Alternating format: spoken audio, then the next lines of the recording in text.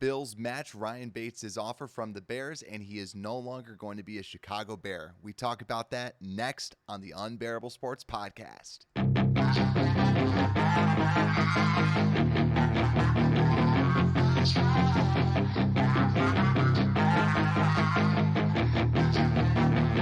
Yeah, she's got some nice long hair. Welcome back to the Unbearable Sports podcast. I'm your host, Brad Barron, and welcome back to hopefully a pretty quick episode of the Unbearable Sports podcast.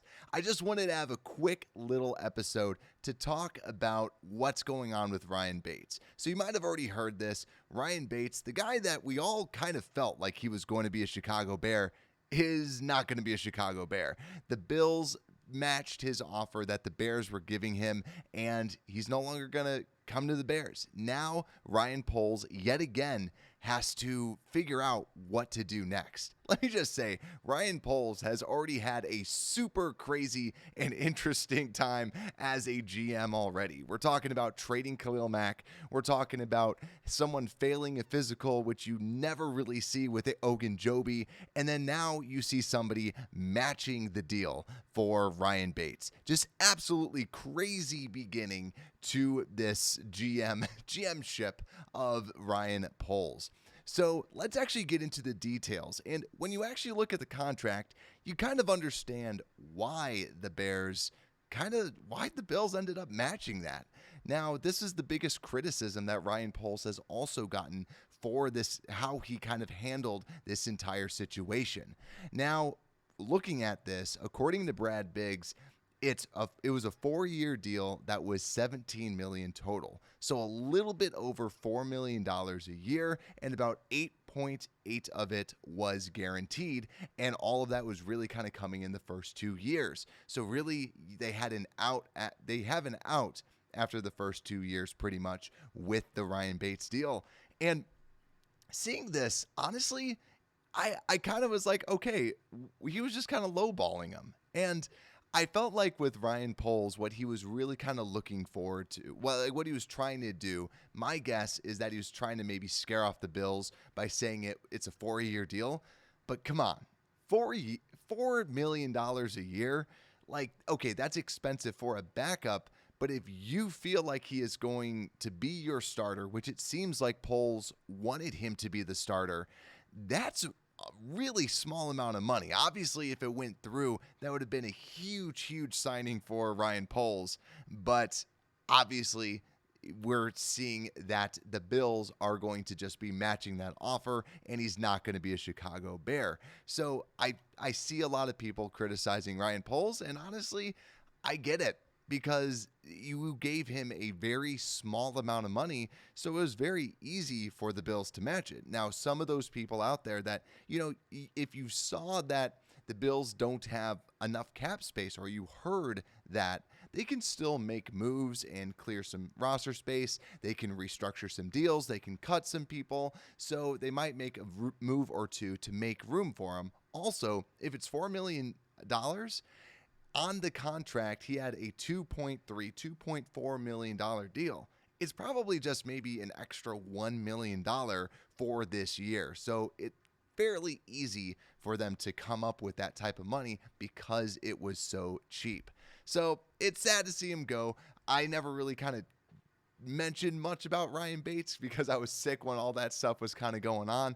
And honestly, I watched all the different snaps of him and I wasn't too impressed. I thought that his pass blocking was pretty good, but really when I was seeing him as a run blocker, he could be pretty good from a zone perspective. That's why I'm so surprised that the Bills actually did match it, because he's not a power run guy. That the system that they run, I don't think it does him any favors, because as soon as he hits a blocker, as soon as he hits someone that's trying to rush the passer or tackle the running back, he just stops. And he's not moving forward like you would in that scheme.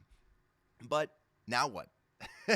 Now what? Because Poles now has to shuffle up his cards again and figure out what is he going to be doing next. And I still think that you should get somebody in free agency. I'm really looking at tackles, though, because there's still a lot of tackles left. Dwayne Brown, Eric Fisher, Riley Reif, Jermaine Ifedi, if we wanted him again, Brandon Shell, Bobby Massey, Cornelius Lucas, Jason Peters, Nate Solder. The list goes on and on and on. Not saying that we have to sign all of these people. What I'm saying is that there's still a lot of people out there that the Bears could potentially bring in. And the reason why I like the Bears going after a tackle is because it's still up in the air if they really like Larry Borom or not. I like the idea of at least having a tackle that you can kind of say, this is our starter, and Jenkins, you're on the right-hand side. And then Borom can kind of compete at the right tackle spot or that right guard spot. Because just remember, Dakota Dozier, he's not good. He's not a good player. I'm not a fan of Sam Mustipher. I don't think he's that great. But I'd rather have Sam Mustipher out there at center and move Lucas Patrick over to right guard than have Dakota Dozier starting, because he's really not good. If you ask anybody that is a Vikings fan, they are shocked that he still at least has a job. That's what the outside perception, that is what the fan opinion of people that had to watch him really is. But let's actually go through because obviously the tackles, there's a lot of people out there, but we're talking about guard. Is there anybody still available there? Now, we talked about on Mock Draft Monday that there's a lot of talent in this draft that we can still get at this interior spot in the second, in the third. Later on, there's some people as well, but still a lot of really good talent in this second and third round, because that's usually when you start to see the people that were tackles, like Salyer from Georgia, where he was a tackle and might not be the perfect tackle, so you're going to shift him into guard, and you see him drop a little bit later. So I feel confident that we can still at least draft someone, but I get a little bit nervous because you're putting a lot of stock in a rookie that you're drafting as a starter. It's just always a little bit nerve-wracking when you're doing something like that, because you're really putting your eggs that the draft board falls well, that the person you select is also good. It's a lot of things that have to go right. That's why I like, maybe you can bring somebody in. We'll just have to see. Knowing Ryan Poles, he's probably going to sign somebody that we really don't know. We're going to watch all the tape, just like we did with Ryan Bates. We're going to convince ourselves he's good, and then and then we might not see him. We'll see if that happens again. But just so we know, some of these starting caliber guards that are still out there, it's not a lot. It really isn't. The selection is not great. You're talking about Trey Turner, yet again, somebody that is a big body, had a bit of a down year a couple years ago, but had a resurgence with the Steelers. He's someone that can play that right guard spot and played it at a high level last year. Do you still think you can get that production out of him? You got to hope so. So he is someone that could come in and start day one. Then Darrell Williams from the Buffalo Bills. Maybe it's a good way for us to just kind of sneak in and grab him. He has that right tackle, right guard positional versatility. I love that. He's personally my favorite because, like I said, you can put him at both spots and have that versatility so you can have the best five play. Also, I just had to throw this guy in there, Kyle Long. He might be retired again, but I just wanted to throw his name out there because there is the Poles connection, him bringing him in Kansas City. Maybe he really liked what he saw out of Kyle Long, or maybe he's like, yeah, we saw what we saw out of Kyle Long. Let's not bring him back. And obviously it takes two to tango with Kyle Long. He would want to come back to the Chicago Bears, who seemingly have done him wrong. But the last guy that I just want to bring up, because like I said, there's not a lot of guards out there. There's Josh Nijman from the Packers, if we're just calling out, certain Packers that are out there. But J.C. Tretter, obviously he's a phenomenal center, a very, very good center. And if you want the top five players to be out there, I don't care if you said Lucas Patrick is your starting center.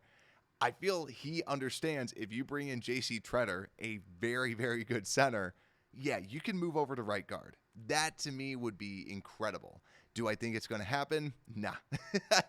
I will be shocked, and I will graciously be shocked and sit back and go, oh my God, we signed JC Tretter, but I just don't think it's actually going to be happening. You know what I mean? But that's really it. Like, there's really not a lot of great guards out there, which is a little scary. But yet again, like we said, then we're putting our eggs more so in the draft basket. There's still a lot of good talent at tackle that you could potentially bring in, but a lot of those people are more so veterans, you would say. So think about a Jason Peters potentially coming back again if we really need someone. Obviously it didn't go the way that the Bears were hoping for. Now we just have to hope that we can move forward and make this offensive line very good so that we can protect our biggest asset, Justin Fields. Thank you guys so much. Like I said, this is just a quick little episode, quick little show, just to kind of talk about what's going on with Ryan Bates, because this is the first time that a backup has really made this type of headlines. It seemed like we all kind of fell in love with this and that he was young, and especially if we could add a 4-year deal cheap with him. But that's the reason why the Bills ended up re-signing him. Make sure to like, make sure to subscribe, and Unbearable Sports Podcast, we're out.